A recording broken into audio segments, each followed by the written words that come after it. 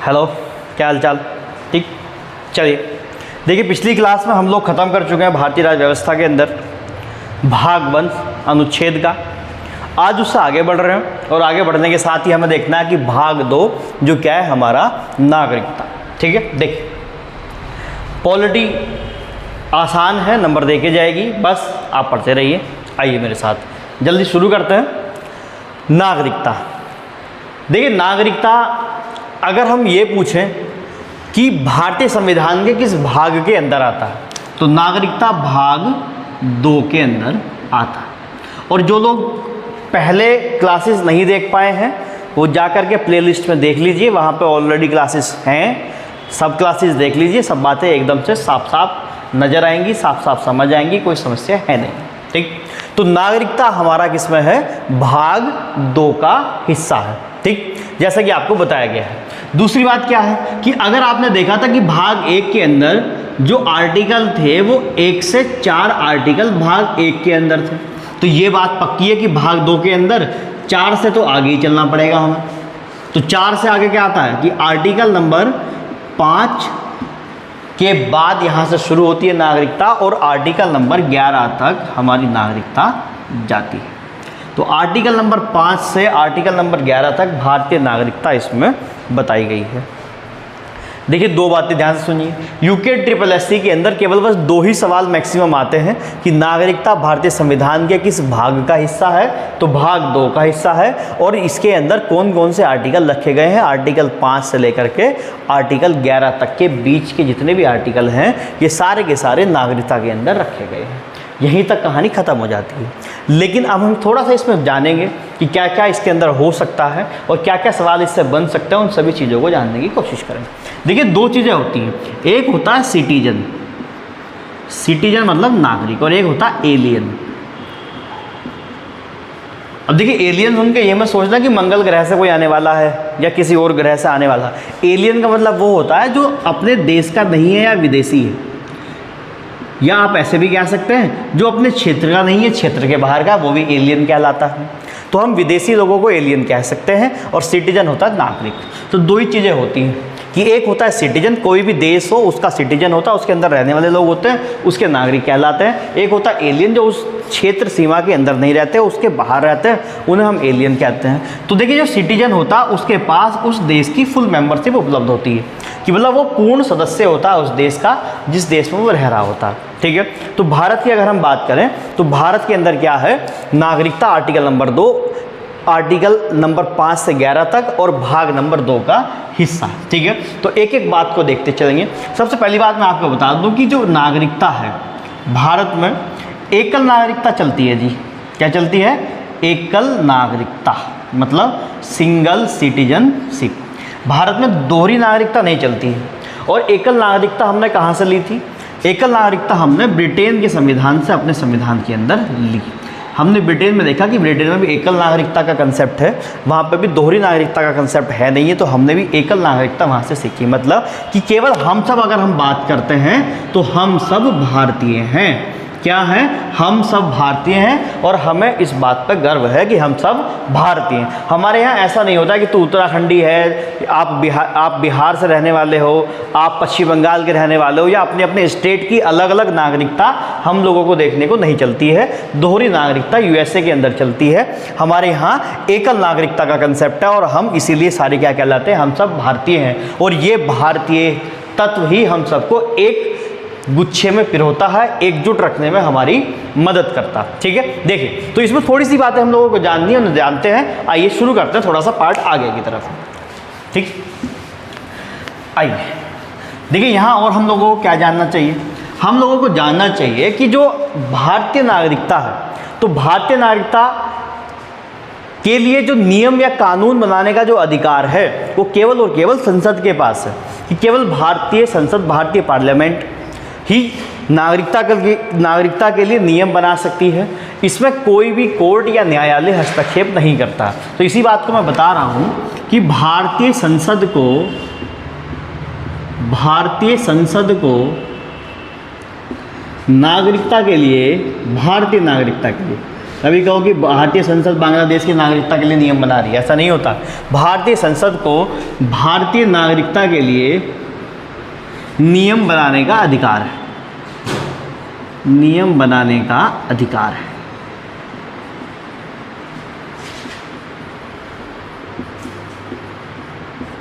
इसके अंदर इस नियम बनाने के अधिकार में कोई भी न्यायालय या कोई भी कोर्ट कोई भी हस्तक्षेप नहीं कर सकता है, ध्यान रखना आप लोग। इसमें कोई भी न्यायालय या कोई भी कोर्ट हस्तक्षेप नहीं कर सकता। और भारत के अंदर अगर नागरिकता की बात करी जाए तो भारत में भारतीय नागरिकता अधिनियम 1955 के तहत ही सभी लोगों को नागरिकता दी जाती है। तो भारतीय नागरिकता अधिनियम 1955, भारतीय नागरिकता अधिनियम 1955, भारतीय नागरिकता अधिनियम 1955। और देखिए भारतीय नागरिकता अधिनियम 1955 में भी समय समय पर हमें बदलाव करना होता है। जैसे मैं बात कर रहा था कि नियम बनाने का अधिकार केवल संसद को, तो संसद समय समय पर बदलाव करती है। और इस अधिनियम के अंदर लगभग 8 बार अभी तक संशोधन हो चुका है, 8 बार संशोधन किया जा चुका है।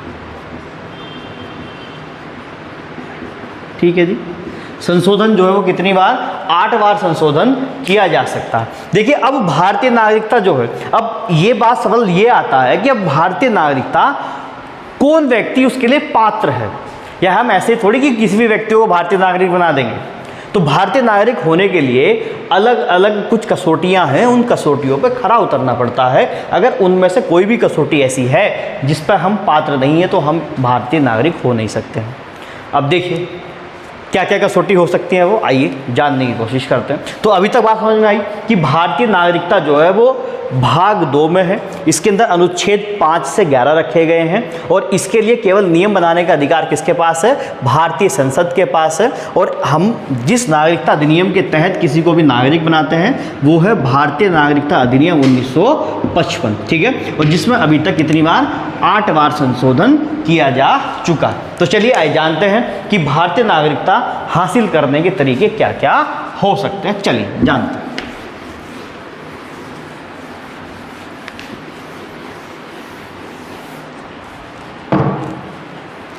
चलिए हेडिंग लगाते हैं बड़ी प्यारी सी, भारतीय नागरिकता हासिल करने के तरीके। भारतीय नागरिकता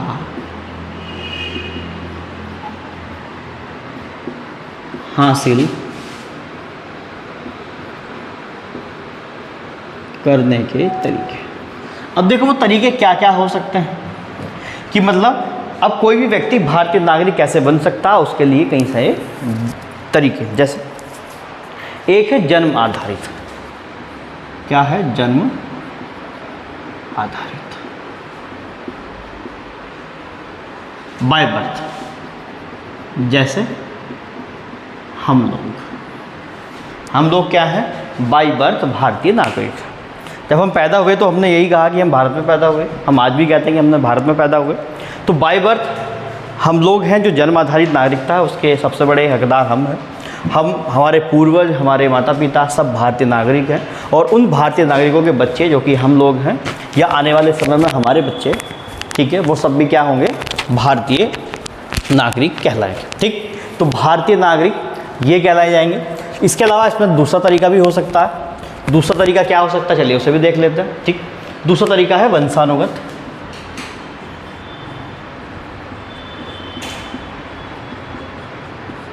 रक्त संबंधी,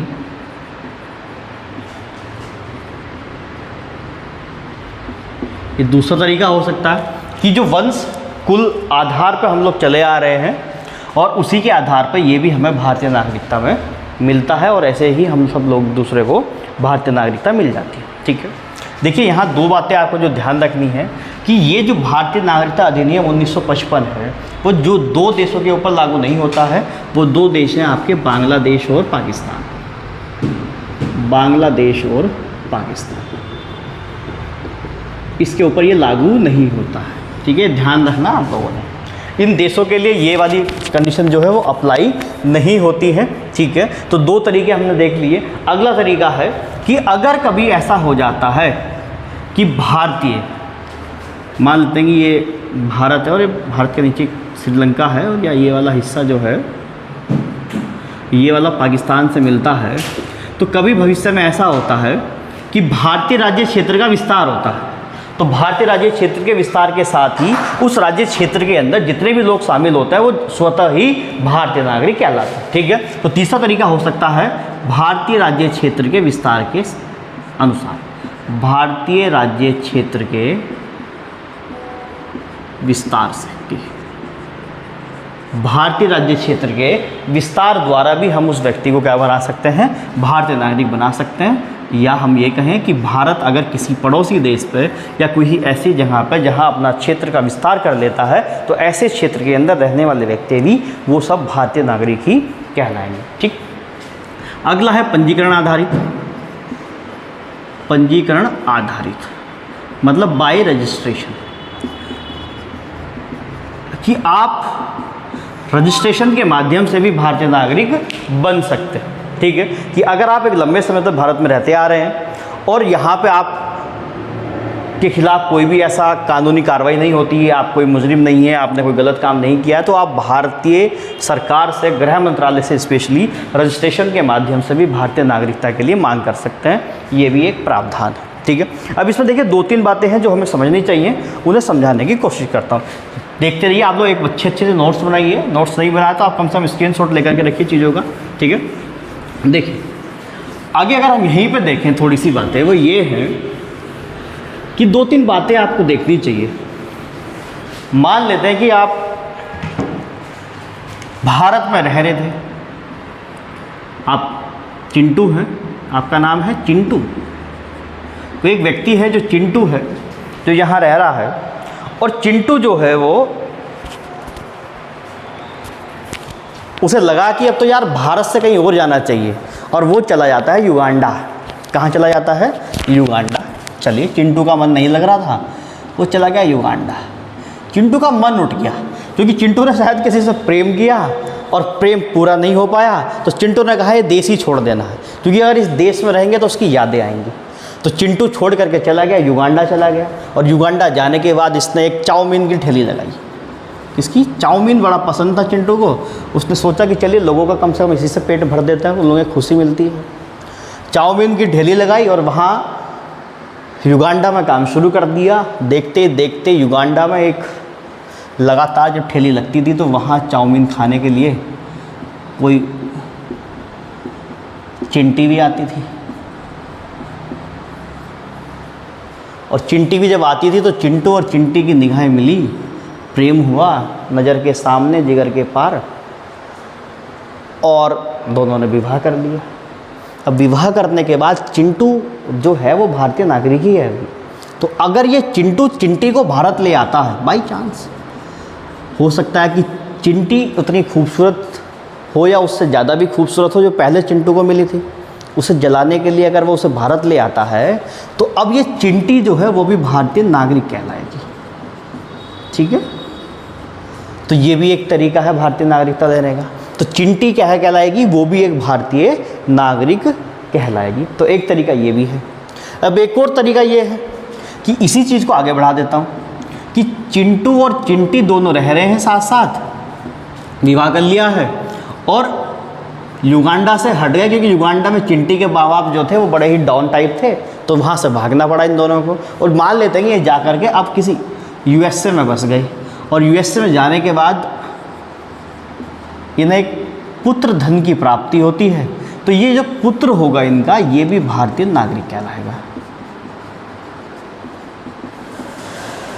तो ये भी आपको ध्यान रखना, ये भी क्या कहलाएगा, भारतीय नागरिक कहलाएगा। तो चिंटू चिंटी समझ गए आप लोग। तो ध्यान रखना कि ये भी 2 तरीके हैं भारतीय नागरिकता हासिल करने के। इस तरीके के भी इन लोग क्या हैं यहाँ पे, ये और ये भी क्या बन सकती हैं, भारतीय नागरिक बन सकती हैं। इनका जो पुत्र होगा या पुत्री होगी, जो भी होगा वो भी क्या होगा, एक भारतीय नागरिक होगा। ध्यान रखना। आप ऐसे कह सकते हैं कि अगर जो भारत का निवासी है और भारत में नहीं रहता, जिसे हम गैर प्रवासी भारतीय कहते हैं, तो गैर प्रवासी भारतीयों के जो बच्चे होते हैं वो भी क्या कहलाते हैं, भारत के नागरिक ही कहलाते हैं। यहाँ तक क्लियर है बात। चलिए, तो ये तो तरीका हुआ भारतीय नागरिकता हासिल करने का। अब देखिए 2 तरीके और भी हैं। क्या क्या तरीके हैं कि जिससे भारतीय नागरिकता जा सकती है। अब भारतीय नागरिकता कैसे जा सकती है, चलिए देखते हैं। तो भारतीय नागरिकता की समाप्ति कैसे होती है उसे देख लेते हैं। भारतीय नागरिकता की समाप्ति, भारतीय नागरिकता की समाप्ति। देखिए पहली चीज़ जो है भारतीय नागरिकता को समाप्त करने की, जैसे कि मैंने आपको बताया कि चिंटू चिंटी जाकर के अमेरिका बस गए और अब चिंटू और चिंटी का मन वहीं पे लग गया। तो अब चिंटू चाहता है कि वो भारत का नागरिक नहीं रहना चाहता, तो वो स्वेच्छा से क्या कर दे, भारतीय नागरिकता को त्याग कर दे। ठीक है, तो पहला तरीका होता है स्वेच्छा से परित्याग, स्वेच्छा से परित्याग। कि हमने क्या किया, हमने अपनी मर्जी से ही भारतीय नागरिकता छोड़ दी। दूसरा तरीका होता है कि आप लोगों ने क्या किया था कि कोई जब रजिस्ट्रेशन, आपने बताया ना बाई रजिस्ट्रेशन भी आप नागरिकता प्राप्त कर सकते हैं, और रजिस्ट्रेशन में आपने कोई गलत सूचना भर दी, गलत सूचना से नागरिकता प्राप्त की हो, तो उसके बाद भी आपको नागरिकता समाप्त करी जा सकती है। तीसरा तरीका ये हो सकता है कि आपने कुछ ऐसे लोगों का साथ दिया हो जो भारतीय लोगों के खिलाफ साजिश कर रहे हो और भारत के खिलाफ कुछ गलत कदम उठाने की कोशिश में लगे हों, आपने गैर कानूनी तरीके से किसी का साथ दिया है, तो वो भी क्या है, भारतीय नागरिकता को भी ख़त्म करा जा सकता है। आपकी सरकार ये निर्णय ले सकती है। ठीक है, तो देश के खिलाफ साजिश करने पे, देश के खिलाफ साजिश करने पे, देखिए मुल्क किसी ने कहा है कि जननी और जन्मभूमि, और ये महर्षि वाल्मीकि ने कहा है कि जननी और जन्मभूमि, जहां आप रहते हैं वो स्वर्ग है। जननी आपकी माता और जिस जन्मभूमि पर आपने जन्म लिया है वो स्वर्ग है, ये महर्षि वाल्मीकि ने कहा है। तो इसी बात के लिए कह रहा हूँ कि देश के खिलाफ साजिश करने वाले तो गद्दार ही हैं, तो उनसे नागरिकता तो छीन ली ही जाएगी, साथ साथ उनके खिलाफ कानूनी कार्रवाई भी करी जाती है। ठीक है, देश को प्यार करना है और देश के लिए मर मिटना है। बॉर्डर पर देखिए कितने जवान हैं जो लगे हुए हैं। ठीक है, तो चलिए, तो ये 2-3 तरीके हैं जिससे नागरिकता चली जा सकती है। एक तो स्वेच्छा से परित्याग कर दिया जाए, या दूसरी आपने रजिस्ट्रेशन जब करा था तो गलत सूचना देके करा था, और तीसरा आपने किसी गैर तरीके से, गैर कानूनी तरीके से देश के खिलाफ जो लोग हैं उन लोगों के खिलाफ या उन लोगों का सहयोग करने की आपने कोशिश करी। ठीक है, तो ध्यान रखिएगा। अब देखिए इसमें एक लास्ट बात जो आपको ध्यान रखनी है, आप नोट करके इस बात को लिख लेंगे अपनी कॉपी में। जैसे मैंने आपको बताया था कि नागरिकता के लिए जो नियम बनाने का अधिकार है वो केवल और केवल भारतीय संसद को प्राप्त है, उसी प्रकार अगर कोई भी निर्णय नागरिकता पर लेना है, नागरिकता पर कोई भी निर्णय लेना है, नागरिकता पर निर्णय, तो नागरिकता पर निर्णय लेने के लिए केवल और केवल भारतीय गृह मंत्रालय वो ही उत्तरदायी है, इसके अलावा कोई और मंत्रालय उत्तरदायी नहीं। ठीक है जी, उसी को पावर दी गई है, उसी को अधिकृत किया गया है। तो ध्यान रखिएगा इस बात को कि सारी पावर किसके हाथ में होता है, गृह मंत्रालय के हाथ में होती है। इसके अलावा कुछ भी भारतीय नागरिकता से ज़्यादा नहीं पूछेगा। देखिए यहाँ आर्टिकल पढ़ने की आपको ज़रूरत नहीं है, फिर भी अगर किसी को आर्टिकल वो चाहिए कि वो आर्टिकल क्या है सर मुझे तो जानना ही है, तो आप हमारे टेलीग्राम चैनल के लिंक पर जाकर के उसे चैनल को ज्वाइन कर लेना। वहाँ पर मैं इसी के साथ साथ वो 5 से लेकर के जो 11 आर्टिकल हैं वो वहाँ डाल दूंगा, आप वहाँ से देख सकते हैं। देखिए यूके SSSC में ज़रूरी नहीं है उन्हें पढ़ना, केवल आप इतना जाने कि नागरिकता भाग 2 में और अनुच्छेद 5 से 11 इसके अंदर आता है, और जितनी बातें मैंने बताई हैं कि कैसे प्राप्त होती है और कैसे चली जाती है, काफ़ी काम हो जाएगा अपना। देखिए पेपर के लिए केवल ज़रूरी नहीं कि लड़ा जाए, रणनीति बहुत ज़रूरी होती है किसी भी युद्ध को जीतने के लिए, और रणनीति के हिसाब से चलेंगे तो बिल्कुल फतह कर पाएंगे, वरना पढ़ने के लिए तो इतनी चीज़ें हैं कि कभी पढ़ाई ख़त्म होने वाली है नहीं। ठीक है, तो चलिए मिलते हैं फिर हम लोग अपनी अगली क्लास में। तब तक के लिए आप हंसते रहिए, मुस्कुराते रहिए और लगातार तक्षशिला देखते रहिए, तक्षशिला यूके।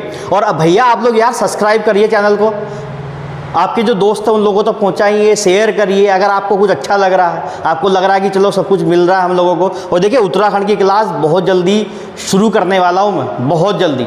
ठीक है, बहुत जल्दी आपको चीज़ें मिल जाएंगी और क्लासेस आने वाली हैं, बहुत तेज़ी से काम चल रहा है। चलिए तब तक के लिए बहुत बहुत बहुत बहुत धन्यवाद।